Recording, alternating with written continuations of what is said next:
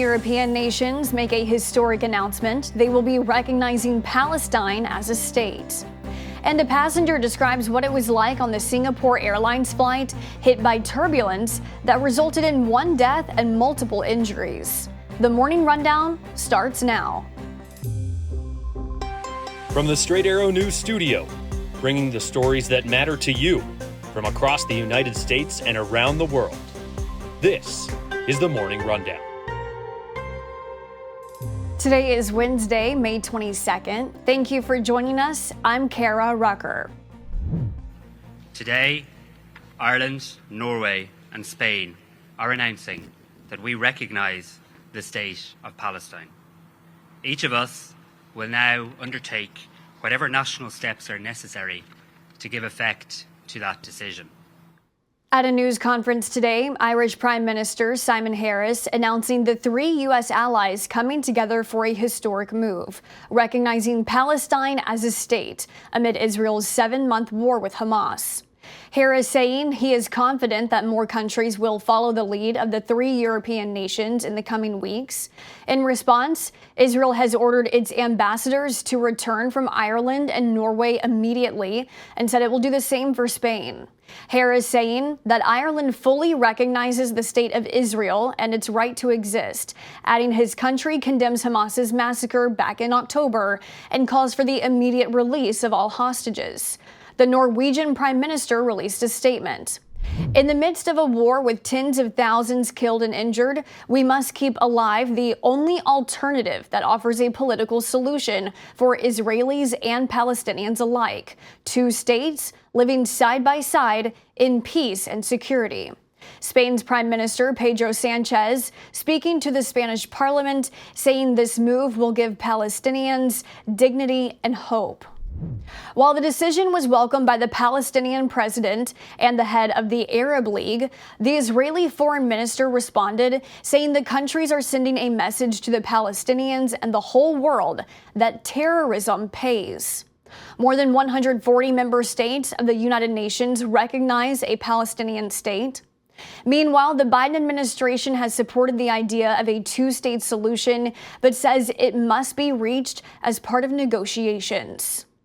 And remember, you can get our latest coverage of the war in Gaza by downloading the Straight Arrow News app.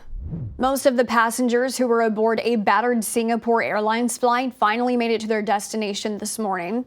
The original flight from London encountered severe turbulence on Tuesday. A 73-year-old British passenger died of a suspected heart attack, and at least 30 others were injured. 10 hours into the flight, the Boeing 777, carrying 211 passengers and 18 crew members, was forced to make an emergency landing in Bangkok after a sudden descent of 6,000 feet, likely caused by clear air turbulence. One of the passengers spoke of what it was like to be on the plane. I saw people from across the aisle just like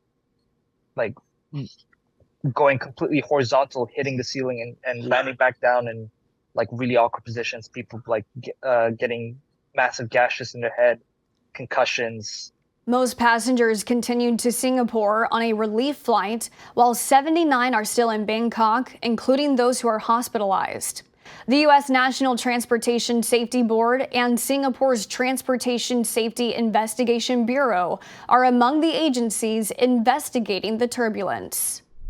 Multiple tornadoes tore through the Midwest, causing extensive destruction, particularly in Greenfield, Iowa, where police confirmed several fatalities and numerous injuries.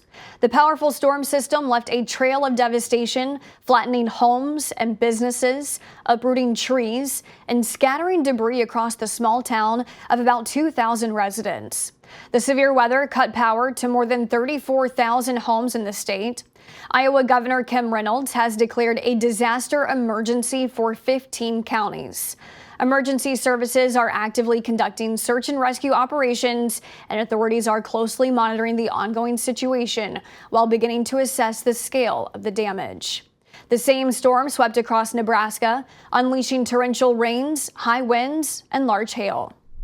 The defense rested Tuesday on the 20th day of the criminal trial of former President Donald Trump after calling 2 witnesses to the stand and opting not to have Trump testify in his own defense. Following testimony of paralegal Daniel Sitko and attorney Robert Costello, a hearing was held with both sides debating over the exact instructions the judge will present to the jury. The trial will resume on Tuesday due to jurors' schedules and the Memorial Day holiday. The defense and prosecution will make their closing arguments. Then the case goes into the hands of the 12-person jury. Trump has pleaded not guilty in the case, where he is charged with 34 felony counts of falsifying business records in connection to payments made to his then lawyer, Michael Cohen. The Biden administration announcing this morning it will be forgiving $7.7 billion in student loans. The relief coming from more than 160,000 borrowers, and it breaks down into three categories. Those receiving public service loan forgiveness, those who signed up for the Saving on a Valuable Education Plan, also known as SAVE, and those receiving forgiveness on income-driven repayment plans. The Biden administration has been finding various ways to reduce or cancel borrowers' payments after the Supreme Court struck down a sweeping cancellation plan last summer. As of today's announcement, the Department of Education says the total loan forgiveness approved by the administration comes to $167 billion for more than 4.5 million Americans.